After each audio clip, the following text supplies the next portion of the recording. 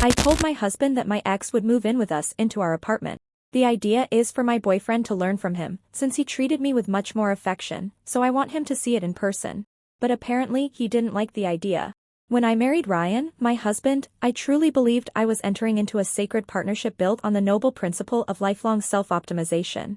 I have always been the type of woman who treats life as a series of constructive challenges, constantly pushing myself to grow, evolve, and refine every single aspect of my existence. Naturally, I expected the exact same level of dedication from the man who promised to stand by my side and cherish me forever. Our relationship began with so much promise, surrounded by beautiful dreams of a shared future in our cozy downtown apartment. For the first couple of years, things were manageable, but lately, a very disturbing trend has emerged in our household. Ryan has completely stopped trying, allowing himself to sink into an incredibly lazy, emotionally stagnant routine that feels utterly suffocating to a vibrant, expressive woman like myself. Instead of coming home energized and ready to shower me with the passionate adoration I rightfully deserve, Ryan has become a fixture of passive complacency. He walks through the door after his job, mutters a basic greeting, and thinks that simply sitting on the couch in the same room as me qualifies as quality emotional connection. Whenever I try to bring up this glaring deficit during dinner, he just gives me a tired, blank stare and claims he is completely drained from his daily responsibilities. I have tried every conventional method to rescue him from this pathetic slump, including offering him a stack of relationship self-help books and gently suggesting couples therapy. Every single time I brought up professional counseling, he completely shut down, hiding behind the incredibly arrogant excuse that our private life doesn't require outside intervention. It became painfully obvious that traditional methods were failing because Ryan simply lacked the imagination and the drive to pull himself out of his emotional comfort zone. Since he stubbornly refused to utilize the standard therapeutic channels I so graciously laid out for him, I realized I had to take matters into my own hands and design a highly practical solution. The breakthrough moment happened last week while I was organizing my closet and stumbled upon a box of old journals from my time with Greg, my wonderful ex-boyfriend. Reading through those pages reminded me of what true, high-quality romantic devotion actually looks like in practice. Greg was an absolute master of demonstrative affection, the kind of partner who constantly anticipated my needs, showered me with poetic compliments, and never let a single hour pass without making me feel thoroughly adored. It was a stark, painful contrast to the emotional desert Ryan had subjected me to for the past year. Right then and there, a brilliant pedagogical concept formed in my mind, alive in masterclass that would solve our marital stagnation once and for all. I knew that Ryan was a visual learner who needed real-world, hands-on examples rather than abstract lectures he could easily ignore. I immediately called Greg, explaining the situation with absolute transparency and framing it as a beautiful, noble experiment to save a struggling marriage. Greg, being the incredibly empathetic and supportive soul he is, completely understood the vision and agreed to act as an unpaid emotional consultant for our household. To ensure this entire exercise remained completely organized and professional, I sat down at the kitchen table with my favorite gel pen notebook to create a flawless structural framework.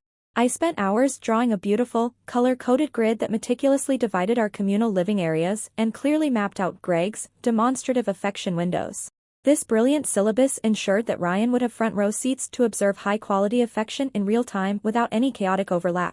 The schedule was a work of art, featuring specific blocks of time where Greg would demonstrate foundational romantic skills, like pouring my wine with a meaningful look or rubbing my shoulders after a long day.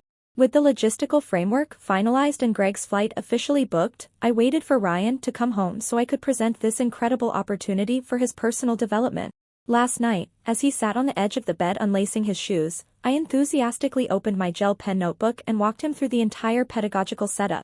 I explained that Greg would be moving into our spare bedroom for a brief 3-month semester so Ryan could closely study his superior behavioral patterns. I fully expected Ryan to be a little quiet initially, but his actual reaction was a shocking display of absolute mutism and complete emotional immaturity. He didn't utter a single syllable, completely freezing in place as I detailed how this live-in seminar would finally elevate his lagging relationship skills. Instead of engaging in a constructive dialogue or thanking me for doing the heavy lifting for our marriage, he just stared blankly at the colorful grid for several agonizing minutes. Then, with an incredibly cold, passive-aggressive demeanor that deeply insulted my hard work, he slowly pulled out his phone.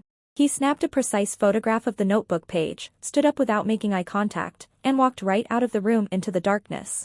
It is completely obvious to me that Ryan is just feeling immensely intimidated by the sheer scale of the challenge and his own deep-seated inadequacies compared to Greg.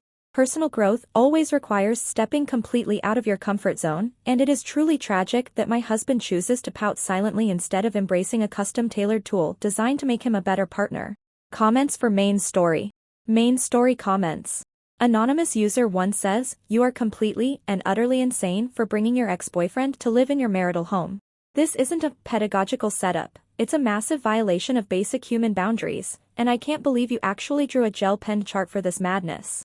OP's reply, traditional boundaries are exactly what stifle true emotional evolution, keeping close-minded people trapped in mediocre, uninspired relationships for their entire lives.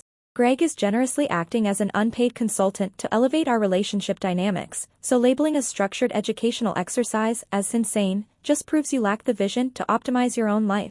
Anonymous user 2 says, "Did you seriously not give Ryan a single say in whether another man moves into the apartment he pays for? His silence wasn't him feeling intimidated by your ex, it was the look of a man realizing his wife has completely lost her mind." OP's reply, as the clear emotional anchor and visionary of this marriage, it is my absolute duty to make executive decisions for our collective well-being when my partner paralyzes himself with stubbornness. Ryan's silence is just his typical defense mechanism when faced with real accountability, and my color-coded grid provided the exact structure he desperately needs to grow. Update 1.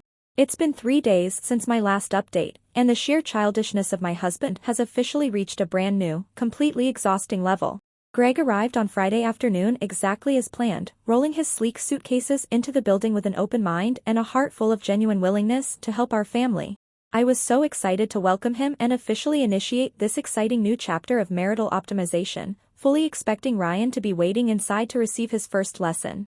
However, the exact moment I turned the key and pushed open the front door, I was met with a scene of absolute, calculated devastation. Ryan was completely gone, which was already an incredibly petty way to avoid greeting our distinguished guest, but the sheer spitefulness of what he did to our home left me completely breathless. The entire living room was completely bare, stripped down to the baseboards as if a hurricane of pure resentment had swept through the apartment while I was at the airport. Ryan didn't just walk away from a healthy, constructive relationship challenge, he literally stole almost every single piece of furniture we own to avoid facing his flaws. The sofa, the television, the coffee table, and the entire dining set had been completely cleaned out, leaving nothing but dust bunnies and empty outlets behind. He even went so far as to unplug and remove the microwave from the kitchen counter, proving that his pettiness knows absolutely no bounds. The only item he left behind in the entire common area was a laminated copy of my beautiful gel pen chore chart, which he had heavily secured to the counter with a thick piece of industrial tape. Right next to my colorful layout was a crisp, intimidating letter from a prominent downtown law firm specializing in matrimonial property division and high-conflict assets. I stood there in the empty room, looking at the bare walls, utterly disgusted by how far Ryan was willing to go just to throw a childish, passive-aggressive tantrum. It is so incredibly typical of his low-effort personality to weaponize an expensive legal threat instead of sitting down like a mature adult to discuss his emotional shortcomings. He would rather live like a nomad and drag lawyers into our sanctuary than admit that Greg possesses a superior understanding of romance and affection. Since our dining table was currently missing due to Ryan's dramatic outburst, Greg and I simply ordered some premium takeout and made the absolute best of a bad situation. We sat directly on the hardwood floor of the empty living room, using our containers as makeshift plates, and spent the evening having a deeply profound conversation. Greg was incredibly supportive, helping me analyze Ryan's dramatic flight response and discussing how we can best help him overcome this intense defensive avoidance phase. Greg pointed out that men with low emotional intelligence often act out drastically when their flaws are mirrored by a superior example, which made perfect sense to me. We decided that we will remain completely steadfast in our mission, refusing to let Ryan's material sabotage derail a program that is ultimately meant for his own personal enrichment. I just hope he gets this ridiculous tantrum out of his system soon and comes home to sit on the floor with us so we can begin the healing process. Update 1 comments. Anonymous user 1 says, "You think he's throwing a tantrum? He hired a matrimonial property lawyer and literally stripped the house bare of all assets before ghosting you. Wake up, Mariana, he isn't hiding from a challenge, he is systematically divorcing you and leaving you with absolutely nothing." OP's reply, "You are completely misinterpreting the psychological gravity of the situation by focusing on the dramatic surface details rather than the underlying emotional avoidance. Ryan is merely using dense legal jargon as an artificial defense mechanism because he scored incredibly low on emotional intelligence and cannot handle a constructive critique of his affection style. Anonymous user 2 says, I cannot stop laughing at the absolute absurdity of this visual. Your ex-boyfriend is sitting on the floor of another man's dismantled apartment, eating takeout and pretending to be a marriage consultant, while the husband takes the couch. Greg has absolutely zero dignity. OP's reply, Greg's willingness to sit on that hardwood floor without a single complaint just proves his superior capacity for empathy and his selfless dedication to this project. Unlike Ryan, who runs away and steals household appliances when things get difficult, Greg stays grounded and offers emotional support exactly when a woman needs it most. Update 2. It's been 1 week since my last update, and the situation has rapidly escalated from a simple, petty tantrum to a display of absolute, unyielding obstinacy that defies all human logic.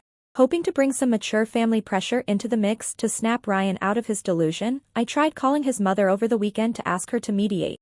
I fully expected her to remind her son of his sacred marital vows and his duty to support his wife's emotional endeavors, but her reaction was shockingly hostile.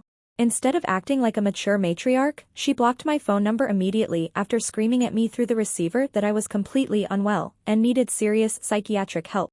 2 days ago, the disrespect reached an absolute boiling point when a massive commercial moving company truck backed right up to our building's entrance. They were accompanied by a formal legal authorization signed directly by our building's landlord, completely bypassing me as if I didn't even exist.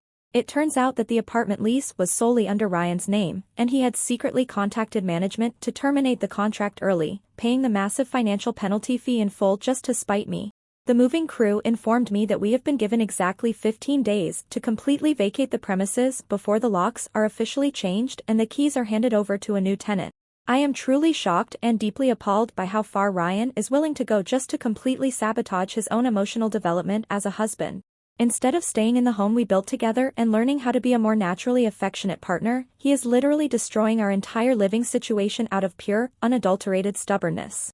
He would rather render his own wife practically homeless and throw away thousands of dollars in lease penalties than spend a few weeks observing how a real gentleman treats a lady. It is the ultimate, toxic manifestation of the male ego, preferring total structural and financial ruin over a simple, well-organized lesson in romance.